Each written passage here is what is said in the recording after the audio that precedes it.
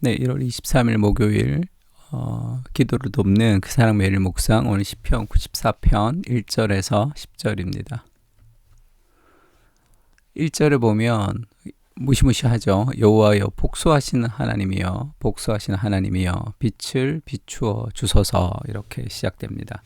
그러니까 하나님을 이 복수하시는 하나님 이렇게 이제 얘기하는 것이 좀 낯설기도 한데 하나님이 복수해 주시지 않으시면 이 원통하고 억울한 사람들의 그 고통 그리고 악인들이 기고만장하게 판을 치는 세상에서 하나님의 심판과 하나님의 정의가 없으면 정말로 이 세상은 아수라장이 될 수밖에 없습니다. 그래서 하나님이 복수하시는 하나님이라는 것이 하나님의 정의를 지켜나가는 하나님의 그런 귀한 성품 중에 하나가 되죠. 그래서 복수하신 하나님이여 라는 제목으로 좀 말씀 좀 나누려고 합니다. 그러니까 하나님의 복수를 지금 누가 얘기하느냐 하면 고통하는 사람들이 부르짖는 거죠. 그래서 악인을 향한 심판을 우리가 기도해야 되고 하나님의 정의가 이 땅 가운데 이루어지기를 기도해야 되죠. 그러니까 하나님이 복수하시는 하나님이시다. 그래서 빛을 비추어 주소서 이 어두운 세상에 하나님의 빛을 비추어 주십시오. 온 세계를 심판하시는 주여 일어나사 교만한 자들에게 마땅한 벌을 주소서. 하나님이 가만히 계시는 것 같은 그런 느낌이 들죠. 왜냐하면 교만한 자들이 악인들이 득세해서 악한 사람들이 권력과 힘을 가지고 정말로 선한 사람들이 고통을 받는 그런 세상, 그런 종류의 그런 일들이 세상 가운데는 곳곳에 벌어지고 있습니다. 그것이 인간이 가지는 타락한 본성이죠. 그 권력에 대해서, 힘에 대해서 인간 안에는 하나님의 형상을 가지고 있기 때문에 땅을 정복하고 다스리고 싶은 삶에 그런 무엇이 있습니다. 그것이 그리스도처럼 섬김을 통해서 다스리는 방식이 되어야지 될 텐데 타락한 본성을 가지고 그 다스림이 왜곡이 돼서 이제 드러나는 거죠. 그래서 사람이 사람을 이렇게 굉장히 고통스럽게 만드는 경향도 있습니다. 여호와여 악인이 언제까지 개가를 부르리까? 왜 악인들이 자꾸 승리하는 겁니까? 그들이 마구 짓거리며 오만하게 떠들며 죄악을 행하는 자들이 다 자만하나이다. 이것이 하나님 없는 삶의 특징이죠. 하나님이 없는 삶의 권력의 특징이라는 것은 마구 짓거리죠. 그리고 오만하게 떠듭니다. 그리고 죄악을 행하는 자들은 다 자만하죠. 스스로 자만하는 그런 이 교만의 문제를 그들이 해결할 수 없습니다. 그러니까 하나님 앞에, 그러니까 코람 데오 이렇게 얘기하죠. 하나님 앞에 내가 살고 있다라는 그 의식이 그것이 신앙의 가장 기본적인 거죠. 그렇지 않으면 내가 하나님이 되고 싶어하는 삶의 성향을 가지고 사람들이 살아갑니다. 그래서 하나님의 형상을 이야기하고 창세기에도 그리고 마귀가 유혹을 할 때 결국 내가 하나님이 되는 거죠. 그 죄에서 하나님의 말씀에 불순종한다는 것은 내 생각이 하나님의 생각보다 더 낫다라고 생각하는 내가 하나님의 자리에 오르는 그런 교만의 문제를 가지고 있습니다. 그래서 그 악인들의 그 교만과 그리고 고통하는 사람들의 고통을 하나님 풀어주십시오. 그렇게 지금 악인을 향한 심판을 기도하는 거죠. 그것을 우리도 기도해야 됩니다. 하나님 앞에 고통하는 세상 속에 하나님의 정의가 세워지기를 기도해야 되는 거죠. 그리고 그 제일 힘든 사람들, 그 고아와 과부를 신원하여 주십시오. 고아와 과부를 신원한다 이렇게 성경에서 이제 신원한다 이렇게 표현하는데 그거는 원통한 그것을 풀어준다는 뜻이죠. 이렇게 풀어준다 할 때 그 신자와 이 고통하다, 원통하다 할 때 그 원자가 사용됩니다. 그러니까 하나님이 그것을 이제 풀어주십시오. 그렇게 얘기하죠. 그 예수님이 이 땅에 오셨을 때 이사야서 말씀도 주 여호와의 신이 내게 임하셨으니 내게 기름을 부으사 나로 가난한 자에게 아름다운 소식을 전하게 하려 함이라. 포로된 자에게 자유를, 갇힌 자에게 노임을 그리고 마지막에 여호와의 은혜의 해와 신원의 날을 선포하며 이렇게 표현하죠. 은혜와 신원이라는 것은 억울함을 풀어주는 하나님의 심판의 날을 얘기합니다. 그게 메시아가 왔을 때 이루어지는 두 가지죠. 구원과 심판이 이루어지는 겁니다. 그래서 여호와여 그들이 주의 백성을 짓밟으며 주의 소유를 곤고하게 하며 과부와 나그네를 죽이며 고아를 살해하며, 과부와 나그네를 죽이고 고아를 살해한다는 것은 구약에서 가장 큰 죄를 얘기합니다.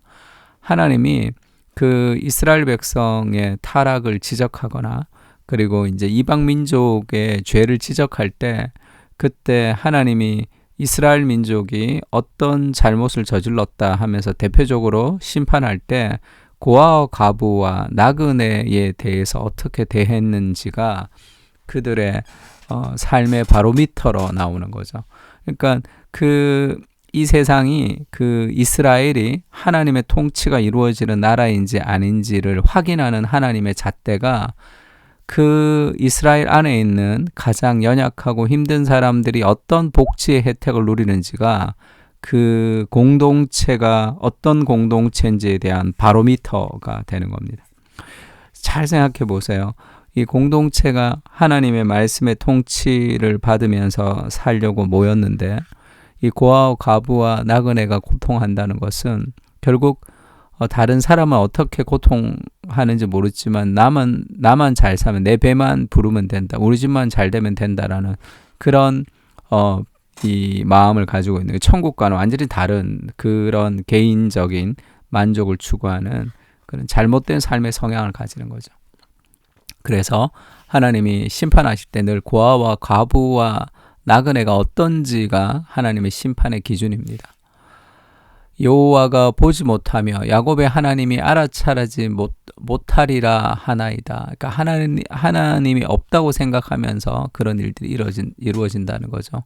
백성 중에 어리석은 자들아 너희는 생각하라. 무리한 자들아 무지한 자들아 너희가 언제나 지혜로울까. 귀를 지으시니가 듣지 아니하시랴. 눈을 만드시니가 보지 아니하시랴.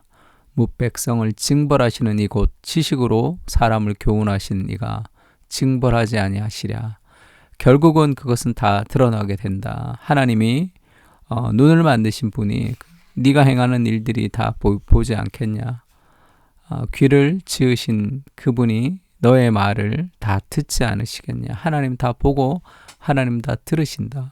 그래서 하나님께서 지금 심판할 것이다. 그렇게 기도합니다.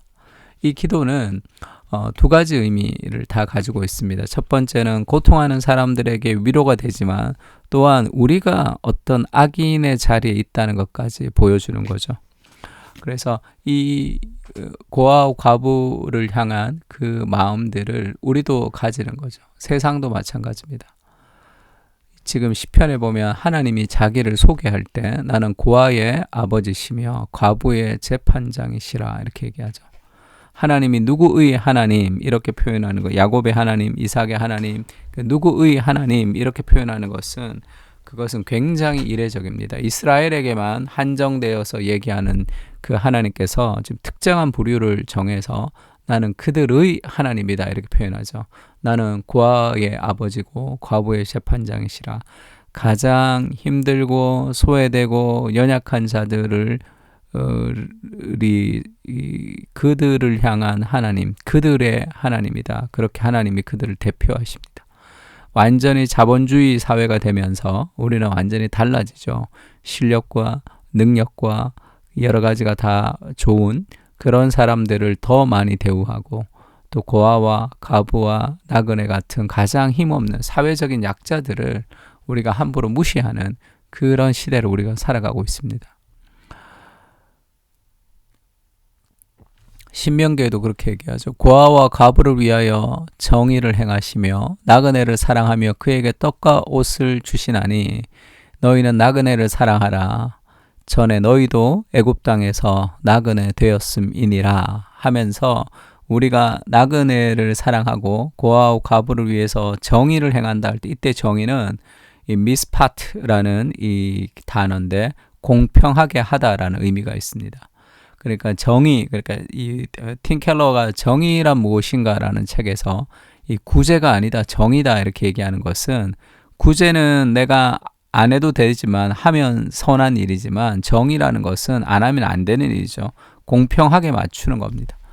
그래서 하나님이 내게 있는 것으로 가난한 자들을 섬김으로 공평하게 한다는 그런 의미가 있습니다. 근데 그 모든 동기가 은혜라는 거죠. 우리가 애굽 땅에서 나그네가 되었는데 하나님의 은혜로 지금 우리가 구원을 받은 거잖아요. 그러니까 너희처럼 애굽 땅에서 나그네 되었던 그들을 우리가 섬기는 거죠. 하나님의 은혜가 그들을 섬길 수 있다 얘기합니다. 그래서 우리가 허물과제로 죽었던 이 사람이 그리스도의 은혜로 지금 우리가 산 거잖아요.